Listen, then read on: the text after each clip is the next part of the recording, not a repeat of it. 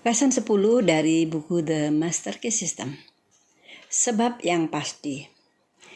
Jika Anda telah sepenuhnya memahami pemikiran yang dijelaskan pada lesson yang ke-10 ini, berarti Anda telah mengetahui bahwa tidak ada yang terjadi tanpa sebab yang pasti. Anda akan mampu merumuskan rencana-rencana Anda sesuai dengan pengetahuan yang pasti. Anda akan tahu bagaimana mengontrol situasi dengan cara memainkan sebab-sebabnya. Bila Anda menang dan pasti menang, Anda tahu persis mengapa demikian. Manusia biasa yang tidak tahu tentang hukum sebab akibat selalu diatur oleh perasaan atau emosi.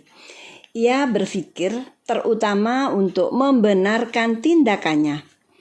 Jika ia gagal sebagai pengusaha misalnya, ia akan berkata bahwa keberuntungan tidak berada di pihaknya.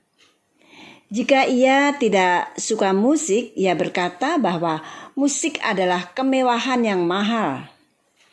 Jika ia berkinerja tidak baik di kantor, ia berkata bahwa ia akan lebih berhasil bila bekerja di lapangan. Jika ia tidak punya teman misalnya, ia akan berkata bahwa tidak ada yang bisa mengerti kepribadiannya. Ya, jadi jika orang tidak tahu ya tentang hukum sebab akibat, dia lebih cenderung untuk menyalahkan keadaan ya atau menyalahkan orang lain gitu. Nah, ia tidak pernah memikirkan pangkal masalahnya. Pendeknya, ia tidak tahu bahwa setiap akibat merupakan hasil dari sebab yang pasti. Tetapi, ia berusaha menghibur dirinya dengan berbagai penjelasan dan alasan. Ia berpikir hanya untuk mempertahankan diri. Sebaliknya, manusia yang memahami bahwa tidak ada akibat tanpa sebab yang memadai, dia berpikir secara impersonal. Ia menyusuri fakta-fakta yang ada tanpa peduli konsekuensinya. Ia bebas mengikuti jejak kebenaran kemanapun arahnya. Ia melihat masalah dengan jelas sampai ke ujungnya. Dan ia bersedia membayar segala persyaratannya. Hasilnya, dunia memberinya apapun yang harus diberikan dalam bentuk persahabatan, kehormatan, cinta kasih, dan restu. Di lesson 10 ini ada 25 poin pembelajaran yang akan kita pelajari bersama. Semoga setelah memahami ini, Anda paham tentang hukum sebab akibat dan pastinya segala apa yang terjadi Anda bisa memahaminya dan tidak perlu menyalahkan keadaan ataupun menyalahkan orang lain. Oke, mari kita ikuti bersama. Kelimpahan adalah hukum alami dari semesta. Bukti hukum ini sungguh meyakinkan. Kita melihatnya di mana-mana. Dimanapun alam memang berkelimpahan dan royal. Tidak terlihat adanya penghematan pada benda yang tercipta. Kelimpahan termanifestasikan di segala sesuatu, jutaan pohon, bunga, tanaman, binatang, dan berbagai pola reproduksi di mana proses penciptaan dan penciptaan kembali terus berlangsung. Semuanya menunjukkan kelimpahan yang disediakan untuk manusia oleh alam.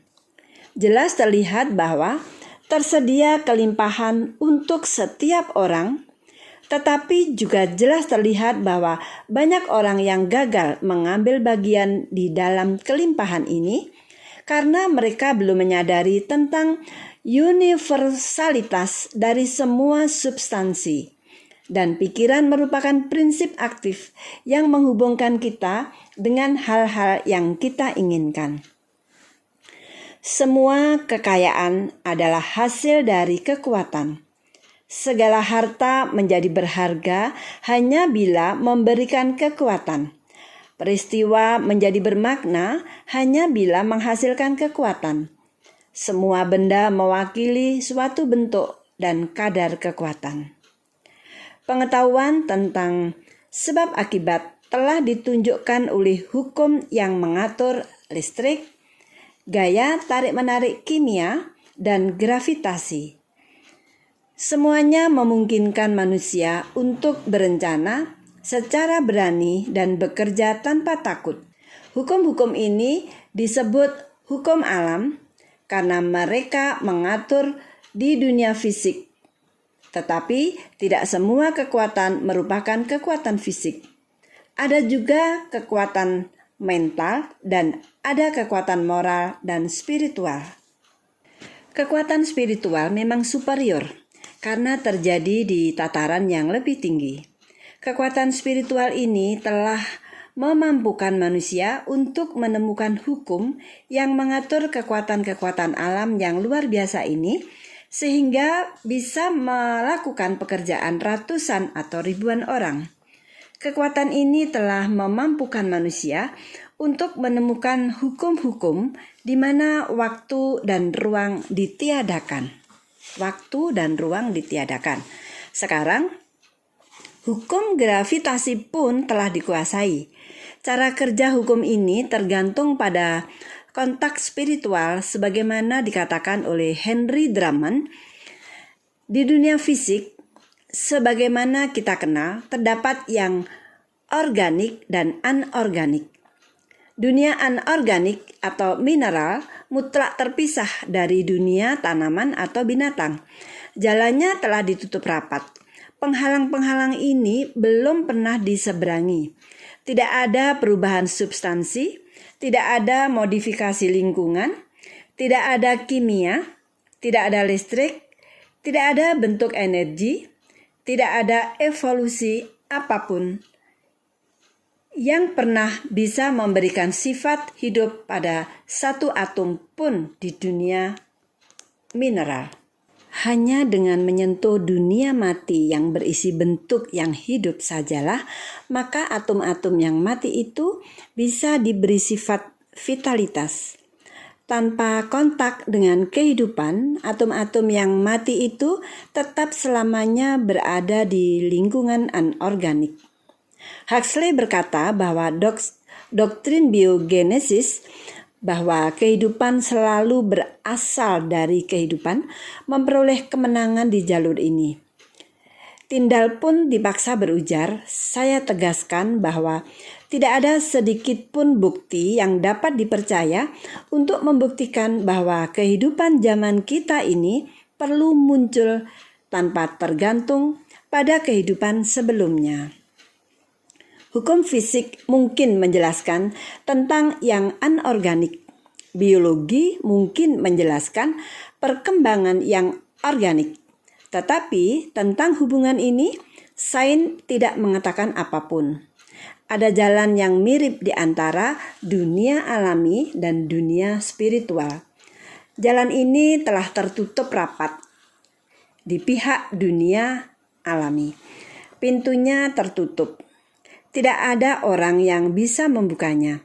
Tidak ada perubahan organik, tidak ada energi mental, tidak ada usaha moral, tidak ada kemajuan apapun yang memampukan manusia untuk memasuki dunia spiritual.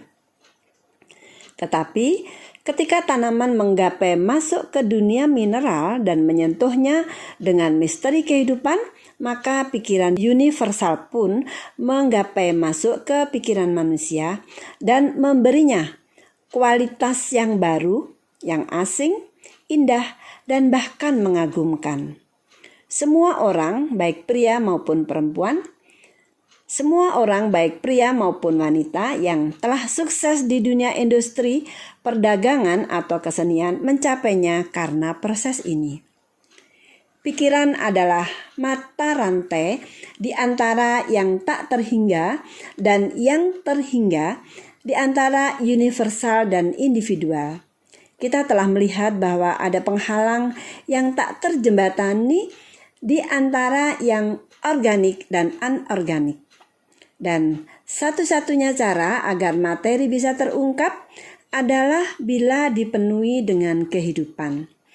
Sebagaimana suatu benih menggapai masuk ke dunia mineral, dan mulai menyingkap dan menjangkau materi yang mati pun mulai hidup. 1000 tangan tak terlihat mulai merajut lingkungan yang cocok untuk kelahiran baru ini. Dan sementara hukum pertumbuhan mulai berjalan. Kita lihat proses ini terus berlanjut sampai akhirnya lili muncul dan bahkan Salomo dengan segala kemuliaannya tidak berhiaskan seperti ini.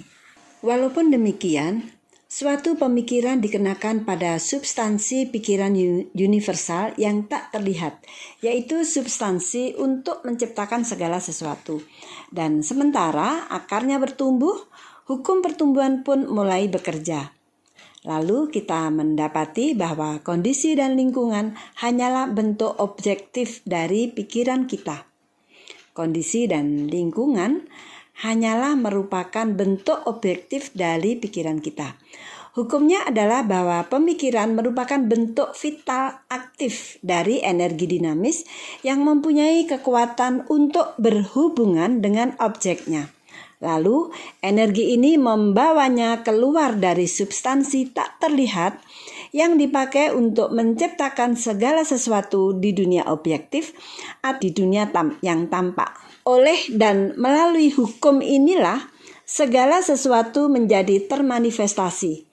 Inilah master key yang dapat Anda gunakan untuk masuk ke tempat rahasia dari yang tertinggi.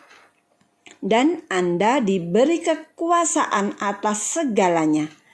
Dengan memahami hukum ini, Anda dapat memutuskan suatu hal dan hal itu akan dibentuk bagimu. Nah, jadi bagian ini penting sekali. Anda perhatikan ya. Jadi ketika kita memahami ya bahwa ini adalah kuncinya ya. Jadi kuncinya adalah ini Anda gunakan untuk masuk ke tempat rahasia dari yang tertinggi dan Anda diberi kekuasaan atas segalanya. Jadi ketika kita sudah mendapatkan kuncinya ini ya, dengan memahami hukum ini ya, Anda dapat memutuskan sesuatu hal dan hal itu akan dibentuk bagimu. Nah, ini penting sekali dan keren sekali ya kalau kita bisa mempraktekkan ini, dan ini sangat luar biasa. Oke ya, saya lanjutkan. Hal itu bersifat mutlak. Jika jiwa semesta sebagaimana yang kita ketahui adalah spirit universal, maka semesta hanyalah kondisi yang telah dibuat oleh spirit universal untuk dirinya sendiri. Kita semata-mata hanyalah spirit yang diindividualisasikan. Dan kita sedang menciptakan kondisi-kondisi untuk pertumbuhan kita dengan cara yang persis sama. Kekuatan kreatif ini tergantung pada pengenalan kita akan kekuatan potensial dari spirit atau pikiran. Jangan keliru menganggapnya sebagai evolusi. Kreasi adalah menciptakan apa yang tidak ada di dunia objektif. Evolusi semata-mata adalah terungkapnya potensi yang terkandung di dalam hal-hal yang sudah ada. Dengan memanfaatkan kemungkinan-kemungkinan yang luar biasa yang terbuka bagi kita melalui kinerja hukum ini, kita harus ingat bahwa sebenarnya kita tidak memiliki peranan atas keberhasilan itu. Sebagaimana sang guru besar berkata, "Bukan aku yang bekerja, melainkan Dia yang ada bersamaku. Dialah yang bekerja." Kita harus mengambil posisi yang persis sama. Kita tidak bisa melakukan apapun untuk membantu memanifestasi ini. Kita hanya mematuhi hukum, dan pikiran yang mencipta segalanya akan memberikan hasil. Kesalahan besar di masa sekarang ini adalah adanya pikiran bahwa manusia harus menciptakan kecerdasan di mana yang tak terhingga dapat bekerja untuk menghasilkan tujuan atau hasil tertentu. Itu tidak perlu. Pikiran universal dapat diandalkan untuk menemukan cara dan sarana guna menimbulkan manifestasi yang penting. Tetapi kita harus menciptakan tujuan atau cita-cita, dan tujuan itu haruslah sempurna. Kita tahu bahwa hukum yang mengatur listrik telah dirumuskan sedemikian, sehingga kekuatan yang tampak ini dapat dikontrol dan digunakan untuk manfaat dan kenyamanan kita melalui ribuan cara. Kita tahu bahwa pesan disampaikan ke seluruh dunia bahwa mesin berat menjalankan tugasnya, bahwa listrik sekarang praktis menerangi seluruh dunia. Tetapi kita juga tahu bahwa bila kita secara sadar atau tidak sengaja melanggar hukum itu dengan cara menyentuh kabel terbuka yang dialiri listrik, hasilnya sungguh tidak menyenangkan dan mungkin menjadi bencana. Kurangnya pengetahuan tentang hukum-hukum yang mengatur di dunia tak tampak memiliki hasil yang sama. Selalu saja ada banyak orang yang menanggung konsekuensinya. Telah dijelaskan bahwa hukum sebab akibat tergantung pada polaritas. Satu sirkuit harus dibentuk, namun sirkuit ini tidak bisa dibentuk kecuali kita bekerja selaras dengan hukum itu. Bagaimana kita bekerja secara harmonis dengan hukum itu kecuali kita tahu apa hukum itu. Bagaimana kita tahu apa hukum itu? Yaitu dengan cara belajar dan mengamati. Kita melihat hukum ini bekerja di mana-mana. Alam membersihkan kesaksian tentang bekerjanya hukum ini dengan cara mengekspresikan diri secara diam dan terus-menerus di dalam hukum pertumbuhan. Dimanapun ada pertumbuhan, di sana pasti ada kehidupan. Di mana ada kehidupan, di sana pasti ada keselarasan. Akibatnya, segala sesuatu yang memiliki kehidupan terus-menerus menarik pada dirinya sendiri kondisi-kondisi dan persediaan yang diperlukan untuk berekspresi secara menyeluruh. Jika pikiran Anda selaras dengan prinsip kreatif alam dan selaras dengan pikiran yang tak terhingga, ia akan membentuk sirkuit dan tidak akan kembali pada Anda dengan tangan kosong. Tetapi mungkin saja Anda memikirkan pikiran-pikiran yang tidak selaras dengan yang tak terhingga. Berarti tidak ada polaritas dan sirkuitnya tidak terbentuk. Apa hasilnya? Apa hasilnya bila sebuah dinamo menghasilkan listrik tetapi sirkuitnya dipotong, padahal tidak ada saluran yang keluar? Maka dinamonya akan berhenti bekerja. Demikian pula dengan Anda. Jika Anda tidak mengabaikan pikiran-pikiran yang tidak selaras dengan yang tak terhingga, sehingga tidak bisa terpolarisasi, maka sirkuit tidak akan terbentuk. Anda terisolasi. Pikiran-pikiran melekat pada Anda, mengusik Anda, mencemaskan Anda. Akhirnya, hal itu menimbulkan penyakit atau mungkin juga kematian. Dokter mungkin tidak mendiagnosis seperti ini. Ia mungkin menyebutkan nama yang indah untuk diagnosisnya yang telah dibuat untuk berbagai penyakit yang merupakan hasil dari pemikiran yang salah. Tetapi penyebabnya tetap saja sama. Pikiran konstruktif pastilah kreatif. Tetapi pikiran kreatif harus bersifat harmonis dan menghapus semua pikiran yang destruktif atau kompetitif.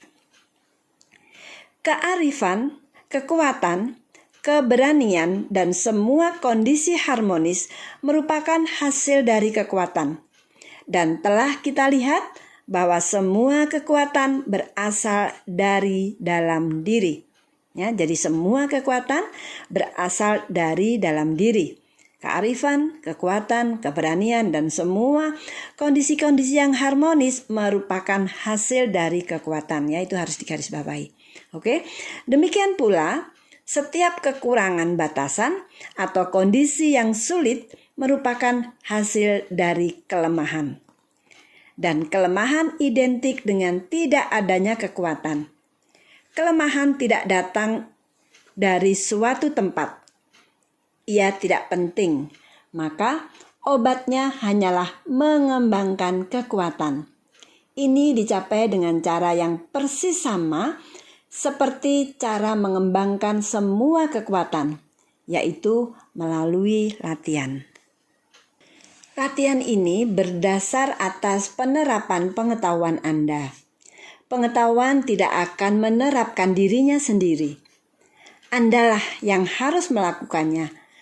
Kelimpahan tidak akan jatuh dari langit, tidak akan diserahkan ke pangkuan Anda, tetapi kesadaran tentang hukum tarik-menarik dan niat untuk menjalankannya demi tujuan tertentu yang sudah pasti dan spesifik, serta keinginan untuk menjalankan tujuan ini, akan membuat keinginan Anda terwujud melalui hukum alam yang menyalurkan kekuatannya. Jika Anda berbisnis, bisnis Anda akan meningkat dan berkembang secara teratur. Mungkin akan terbuka saluran-saluran distribusi yang baru atau yang tidak biasa. Dan bila hukum ini bekerja sepenuhnya, Anda akan mendapati bahwa hal-hal yang Anda cari justru sedang mencari Anda. Oke, untuk latihannya, minggu ini pilihlah satu ruang kosong di tembok atau suatu tempat yang dekat dari tempat Anda biasa duduk. Dalam pikiran Anda, gambarlah horizontal hitam kira-kira 15 cm. Kemudian cobalah melihat garis itu sejelas mungkin, seakan-akan terlukis di tembok. Lalu, masih dalam pikiran Anda, gambarlah dua garis vertikal yang berhubungan dengan garis horizontal ini di kedua ujungnya. Kemudian, gambarlah horizontal lagi yang menghubungkan dua garis vertikal itu. Sekarang Anda punya persegi 4. Cobalah melihat persegi 4 ini dengan jelas.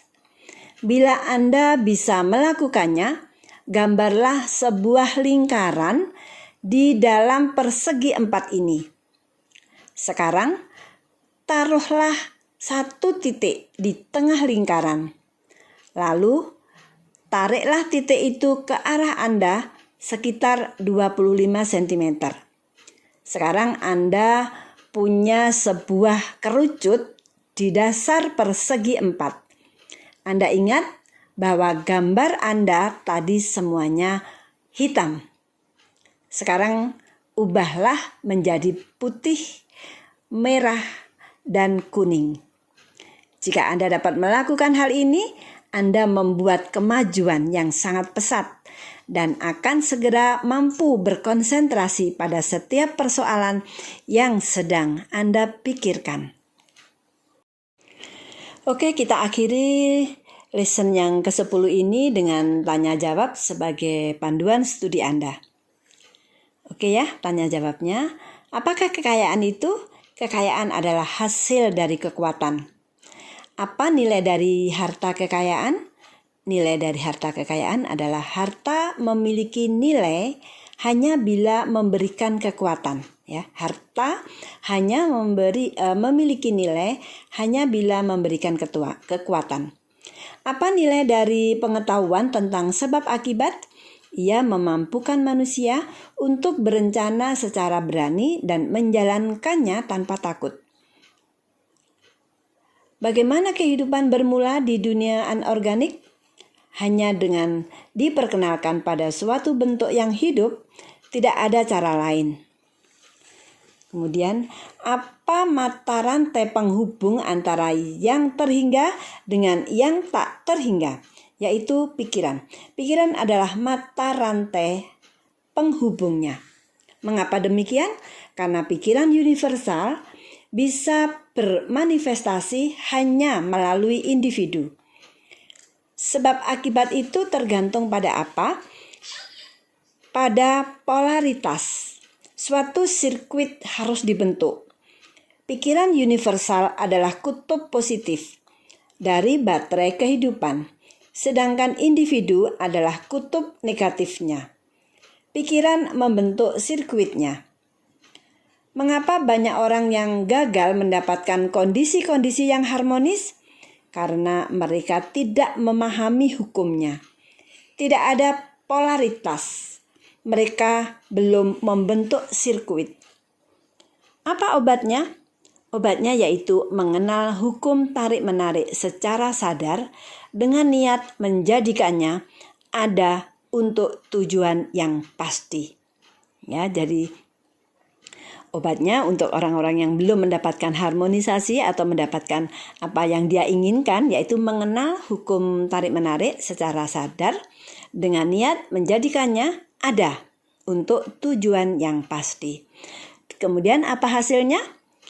Hasilnya adalah pikiran akan berhubungan dengan objeknya dan membuatnya termanifestasi karena pikiran adalah produk dari manusia spiritual dan spirit adalah prinsip kreatif dari semesta. Oke, demikian tadi lesson yang ke-10. Kita akan jumpa lagi di lesson berikutnya. Semoga Anda semakin paham dengan pembelajaran yang kita dapatkan dari The Masterclass System ini, dan saya berharap setelah pembelajaran ini Anda akan mendapatkan apa yang Anda inginkan. Terima kasih.